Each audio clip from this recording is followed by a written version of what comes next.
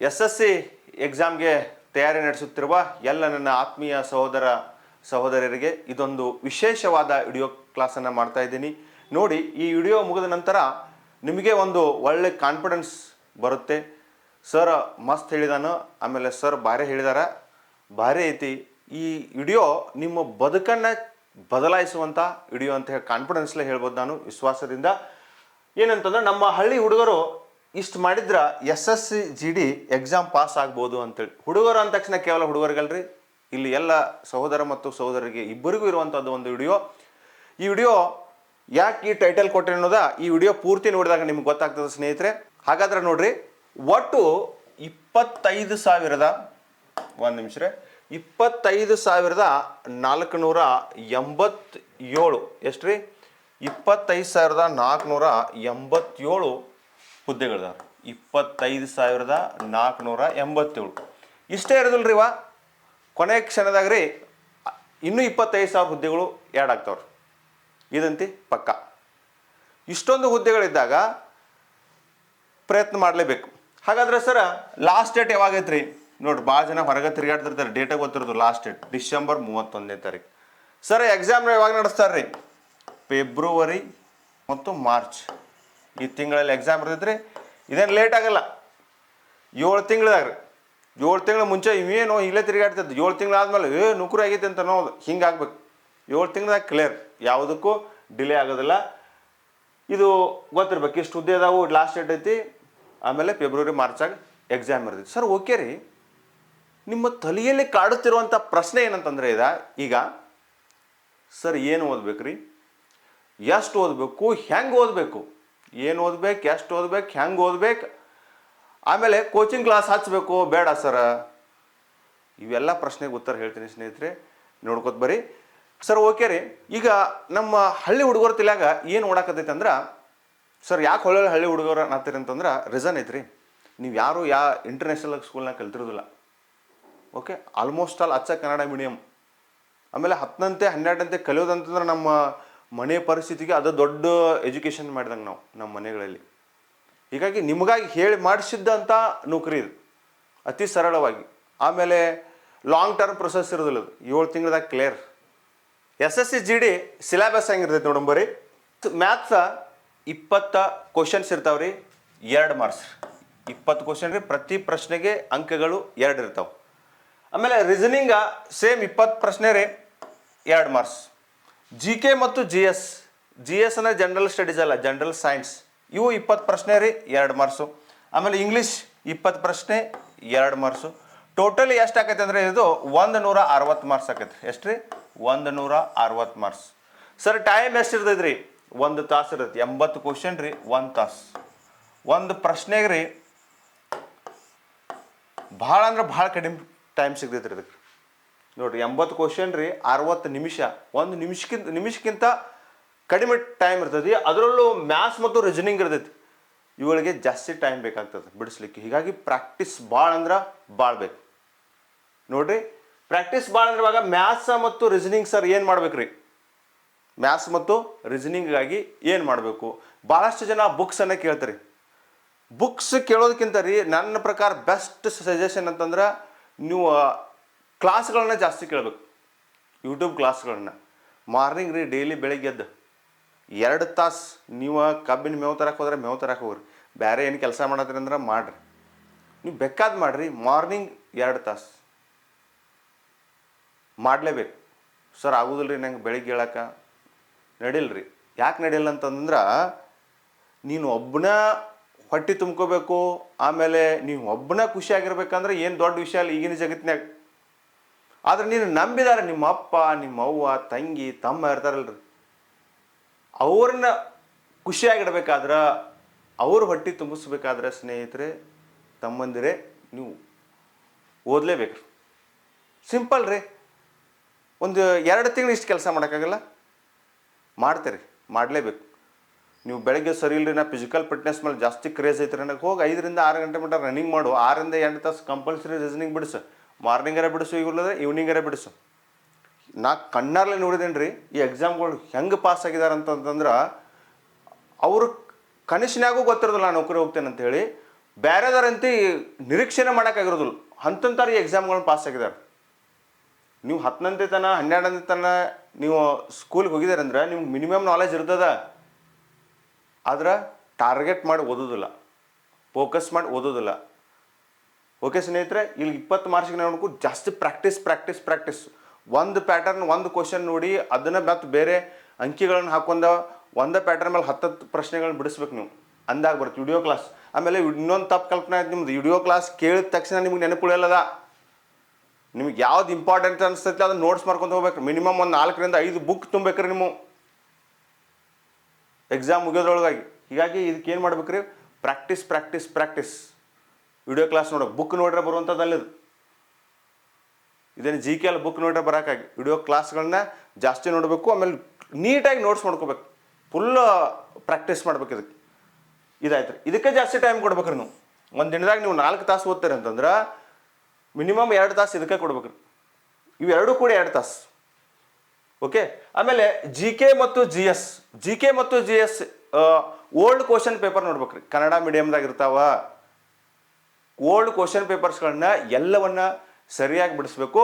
ಬಿಡಿಸಿದಾಗ ನಿಮ್ಗೊಂದು ಐಡಿಯಾ ಬರ್ತೈತಿ. Example last time ಒಂದು ಕ್ವಶನ್ ಬಂದಿತ್ತು, ಭಾಷೆಗಳ ಕುರಿತು ತಿಳಿಸುವ ಸಂವಿಧಾನದ ಭಾಗ ಯಾವುದು ಅಂಥೇಳಿ.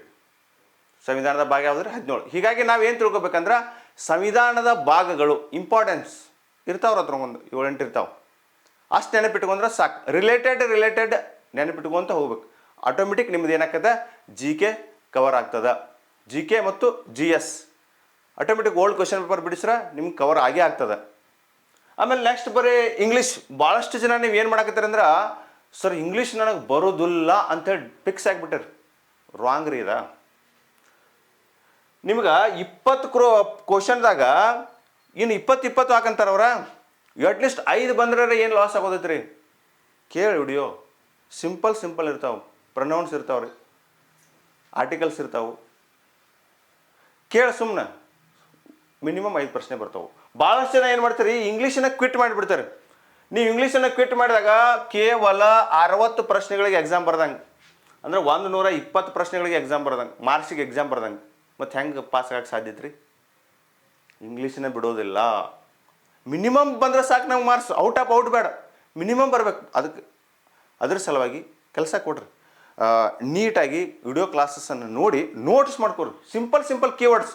ನಿಮ್ಗೇನು ಕನ್ನಡ ಇಂಗ್ಲೀಷ್ನಾಗ ಕೇಳ್ತೀರಿ ನೀವು, ಕನ್ನಡದಾಗ ಬರ್ತಾವೆ ಕ್ಲಾಸ, ನಾವು ಮಾಡ್ತೀವಿ ಅವ್ನು ನೋಡಿ ಸಿಂಪಲ್ ನೋಟ್ಸ್ ಮಾಡ್ಕೊಳ್ಳಿ. ನಿಮ್ಮ ಕನ್ನಡದಾಗ ನಿಮ್ಗೆ ಹೆಂಗೆ ತಿಳಿದೈತೆ ಹಂಗೆ ಕನ್ನಡದಾಗ ಬರ್ಕೊಳ್ಳೋದು. ಅವ್ನು ಇಲ್ಲಿ ಬಂದರೆ ಇದನ್ನು ಹಚ್ಚಬೇಕು, ಆಮೇಲೆ ಈ ಸೈನೋನಿಮ್ಸ ಈ ರೀತಿ ಬಂದಾಗ ಏನು ಯಾವ ಬರ್ತಾವೆ ಸಿಂಪಲ್ ರೀ.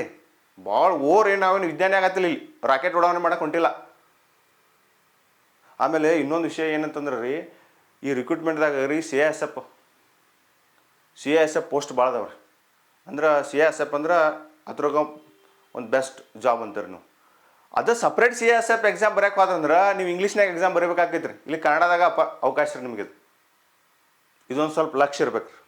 ಅರ್ಥ ಆಗತ್ತೆ ರೀ. ವಿಡಿಯೋ ಕ್ಲಾಸ್ಗಳಿಗೆ ಜಾಸ್ತಿ ಅಂದ್ರೆ ವಿಡಿಯೋ ಕ್ಲಾಸ್ಗಳು ಸರ್ಗಳು ಯೂಟ್ಯೂಬ್ ಚಾನಲ್ ಐತಿ, ವಿಡಿಯೋ ಕ್ಲಾಸ್ ಅಲ್ಲಪ್ಪಿ ಆ ರೀತಿ ಏನಿಲ್ಲ. ಮಿಸ್ಗೈಡ್ ಮಾಡೋಕ್ಕೆ ನಮಗೆ ಆಗೋದೂ ಇಲ್ಲ ಒಂದೇ ಮಾತು.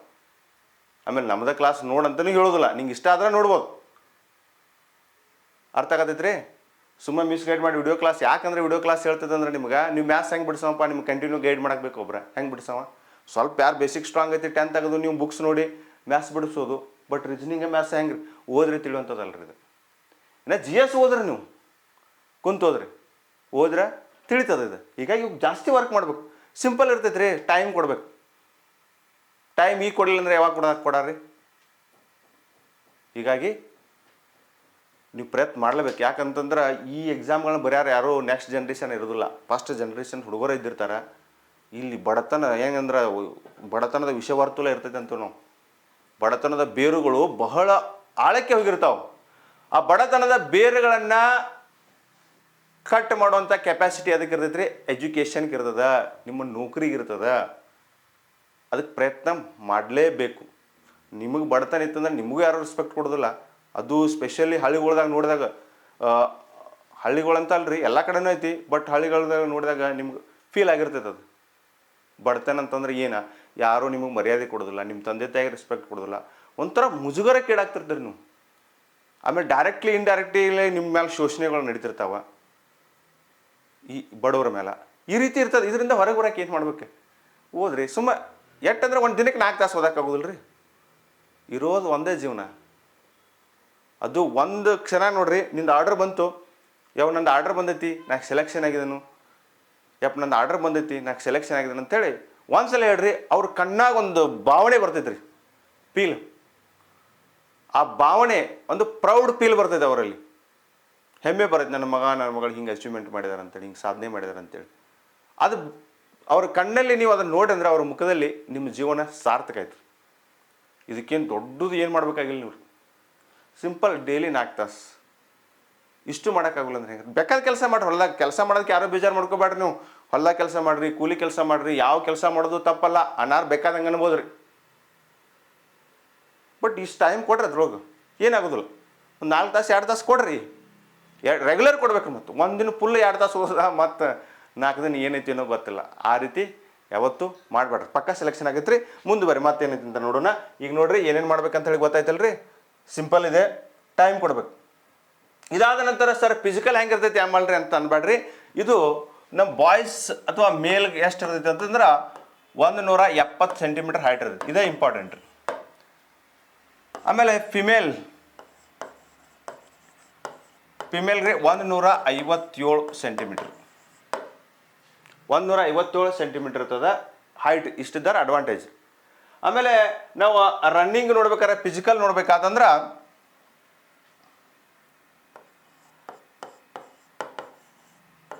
5 ಕಿಲೋಮೀಟರನ್ನು 24 ನಿಮಿಷದಲ್ಲಿ ಮುಗಿಸ್ಬೇಕು. 5 ಕಿಲೋಮೀಟರ್ನ 24 ನಿಮಿಷನಾಗ ಹೊಡಿಬೋದು. ಯಾಕಂದ್ರೆ ಹೆಂಗೆ ಓಡ್ತಾರಪ್ಪ ಅಂತಂದ್ರೆ ಗ್ರೌಂಡ್ ಇದ್ದಲ್ಲಿ ಓಕೆ.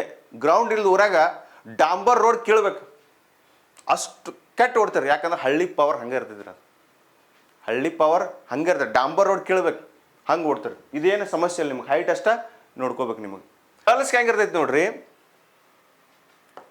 1600 ಮೀಟರ್. ಎಷ್ಟು ರೀ? 1600 ಮೀಟರನ್ನು ಎಷ್ಟ್ರಾಗ ಓಡ್ಬೇಕಂತಂದ್ರೆ 8.5 ನಿಮಿಷನಾಗ, 8 ನಿಮಿಷ 30 ಸೆಕೆಂಡ್ದಾಗ ಓಡ್ಬೇಕು.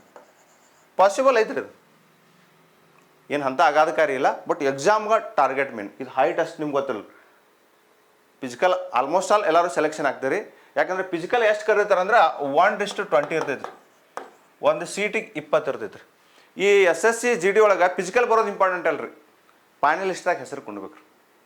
ಫೈನಲಿಸ್ಟಾಗ ಹೆಸರು ಕೊಂಡೋದು ಇಂಪಾರ್ಟೆಂಟ್. ಹಾಗಾಗಿ ಎಕ್ಸಾಮ್ಗೆ ಜಾಸ್ತಿ ಎಫರ್ಟ್ ಹಾಕ್ರಿ. ನೀವು ಫಿಸಿಕಲ್ಗೆ ಜಾಸ್ತಿ ಹಾಕ್ಬೇಡಿ. ಫಿಸಿಕಲ್ ಟೈಮ್ ಇರ್ತೈತಿ, ಅಥವಾ ನೀವು ಹೇಳಿದ್ರಲ್ಲ ಡಾಂಬರ್ ಕಿತ್ತು ಹೋಗಂಗೆ ಓಡುತ್ತೆ ರೋಡ್ ಮೇಲೆ. ಹೀಗಾಗಿ ಅದಕ್ಕೆ ನೋ ಪ್ರಾಬ್ಲಮ್. ನೋಡ್ರಿ ತಮ್ಗೌಡ್ರ, ಇಷ್ಟು ದಿನ ಏನೇನು ಮಾಡಿದ್ರೆ ಎಲ್ಲ ಕರೆಕ್ಟ್ ಇರ್ತೈತಿ. ಏನು ಉಡಾಳ್ತನ ಮಾಡಿರ್ಬೋದು, ಏನು ಮಾಡಿರ್ಬೋದು. ಬಟ್ ಇನ್ನು ಎಚ್ಚೆತ್ತುಕೊಳ್ಬೇಕು. ನಿಮ್ಮ ಚಿತ್ತ ಕೇವಲ ಗುರಿಯತ್ತ ಮಾತ್ರ ಇರಬೇಕು ಅಂತ ಹೇಳ್ತೀನಿ ಸ್ನೇಹಿತರೆ. ಇಷ್ಟು ಹೇಳಿ ಈ ವಿಡಿಯೋ ಕ್ಲಾಸನ್ನು ಮುಗಿಸ್ತೀನಿ. ಇಷ್ಟ ಆದ್ರೆ ಶೇರ್ ಮಾಡಿರಿ, ಲೈಕ್ ಮಾಡಿರಿ. ಜೈ ಹಿಂದ್ ಫ್ರೆಂಡ್ಸ್.